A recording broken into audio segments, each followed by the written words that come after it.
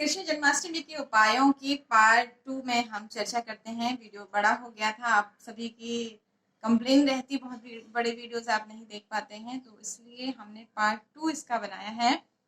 बाकी के जो उपाय हैं उसकी चर्चा हम यहाँ करेंगे। एक बहुत बड़ी बात आपको बताना चाहते हैं उपायों से पहले, अगर आप कान्हा को राखी बांधते हैं और किसी कारणवश आप रक्षाबंधन के दिन कान्हा को राखी नहीं बांध पाए, महिलाओं के साथ, लड़कियों के साथ ये प्रॉब्लम होती है मासिक चक्र वाली, तो आपको एक बात बताएं, शास्त्रों में ये लिखा हुआ है रक्षाबंधन से लेकर के अष्टमी तक आप राखी बांध सकती हैं। तो आप बलदाऊ और कृष्णा को इस दिन राखी बांधनी चाहिए, सभी को बांधनी चाहिए। अगर आपने जन्माष्टमी रक्षाबंधन के दिन नहीं बांधी है तो आप उन्हें बांधें। अगर आप अपना भाई उन्हें मानती हैं तो निश्चित रूप से इस दिन आप उन्हें रक्षा बांध सकती हैं। जब आप अपने इष्ट को राखी बांधती हैं तो आपके सांसारिक भाई की भी स्वतः रक्षा हो जाती है। बाकी तो हमें हमारे कर्मों के अनुसार फल मिलता है।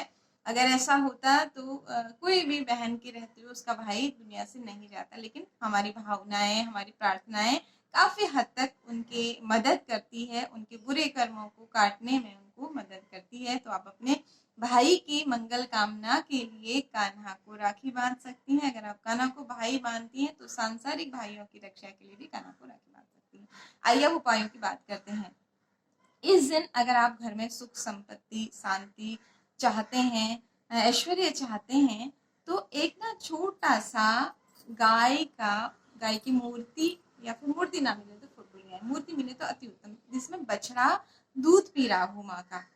आपको हम दिखाएंगे, साइड में पोस्टर भी दिखा देंगे। ऐसा दूध पीता हुआ सफेद रंग की गाय हो और उसका बछड़ा माँ का दूध पी रहा हो, ऐसी छोटी सी आप प्रतिमा ले आए और उसकी उसकी पूजा करके उसको स्थापित करें घर में कहीं अच्छी जगह पर, और उसकी देख रेख करें। फिर ऐसा नहीं कि आपने पूजा करके रख दी, फिर उसमें धूल जमी है, फिर आप बोलेंगे कुछ नहीं होता है।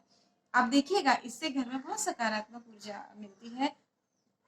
गौ माता जिसके शरीर में कोटि करोड़ देवताओं का निवास है, और वैसे भी आप देखिए ना, गौ माता हमारा दूध से हमारा पालन पोषण करती है। दूध, दही, पनीर, चीज, कितने सारे प्रोडक्ट बनते हैं। लोगों को आजीविका चलाने के का माध्यम भी आजकल बन, पहले के तो लोग खैर दूध दही नहीं बेचते, लेकिन आज ये लोगों के रोजगार का भी माध्यम बनी है। तो सुख समृद्धि की वृद्धि तो गौ माता वैसे ही करती हैं। तो आप निश्चित रूप से अगर लाते हैं, इस दिन स्थापित करते हैं, तो इससे भी आपको लाभ होगा। इसके अलावा और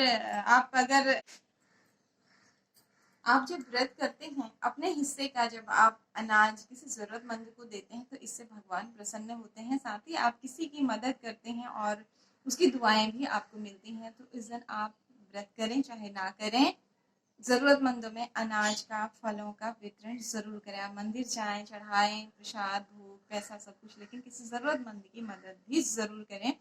अभी हालांकि लॉकडाउन की वजह से लोग नहीं मिल रहे, फिर भी अगर आप ढूंढेंगे आपके शहर में, आपके आसपास कुछ तो ऐसे लोग होंगे जहां तक आप अपनी मदद पहुंचा सकते हैं। अगर संभव नहीं है तो उनके नाम से कुछ निकाल करके रख दें, बाद में उन्हें जरूर दें। इससे आपको विशेष लाभ मिलता है।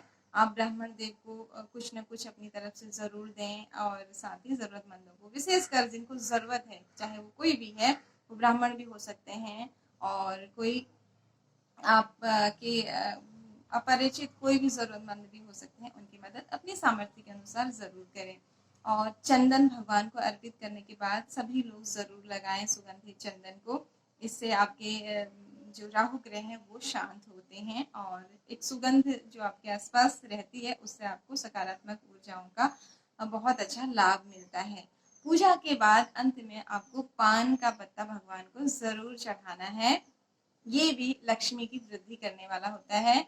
पान, सुपारी जरूर चढ़ाएं, बाद में लौंग आदि रख करके, अगर उपलब्ध हो जाए पान तो। अभी यहाँ पर तो मुंबई में तो पान आजकल नहीं मिल रहे हैं, लेकिन आप जहाँ रहते हैं अगर आपको मिल जाए तो आप जरूर चढ़ाएं भगवान को। और एक तो है पान आप अर्पित कर दें, बाद में कई लोग इसे प्रसाद के रूप में ग्रहण भी कर लेते हैं अगले दिन। दूसरा, आपको पान चढ़ा करके लक्ष्मी की कामना के लिए उसमें चंदन से श्रीम लिखें, श्री उसके ऊपर अंक की बिंदी, श्रीम लिखने के बाद उसे पूजन में वहां रहने दें। फिर अगले दिन उसे आप अपनी तिजोरी में स्थापित कर दें या धन रखने के स्थान पर स्थापित कर दें। इससे भी लक्ष्मी की कृपा आपके ऊपर होती है। जहाँ नारायण की कृपा होती है तो वहाँ लक्ष्मी जी की कृपा निश्चित रूप से होती है, और लक्ष्मी जी की कृपा अष्ट लक्ष्मी के रूप में हो तो अति उत्तम। इस तरह से आप भगवान का पूजन करें। कुछ दक्षिणा पूजा में जो कमी रह जाती है उसके लिए अंत में जरूर आप निकाल के रखें। कान्हा का झूला जरूर बनाएं, भले किसी कपड़े से ही बना लें, अगर आपके पास लकड़ी का झूला नहीं है, कुछ साफ कपड़ा ले लें, उन्हें दो साइड बांध करके उसमें, अगर आपके पास मूर्ति नहीं है तो फोटो को झुलाएं, लेकिन जरूर इस दिन कान्हा को झुलाएं, पति पत्नी मिलकर के झुलाएं कान्हा को, और पूरा परिवार कान्हा को झूला जरूर झुलाएं। रात्रि में पूजन करने के बाद आप धूप दीप नैवेद्य भोग आदि से पूजन कर लें, उसके बाद कान्हा को झूला झुलाएं, पहले झुलाएं फिर बाद में पूजन के बाद फिर से झुलाएं। और नंद के आनंद भयो जय कन्हैया लाल की, इस तरह से आप सुंदर ध्वनि के साथ भगवान का पूजन करें। आशा करते हैं ये जानकारी आप सभी के लिए उपयोगी और मददगार साबित होगी। आज्ञा दीजिए।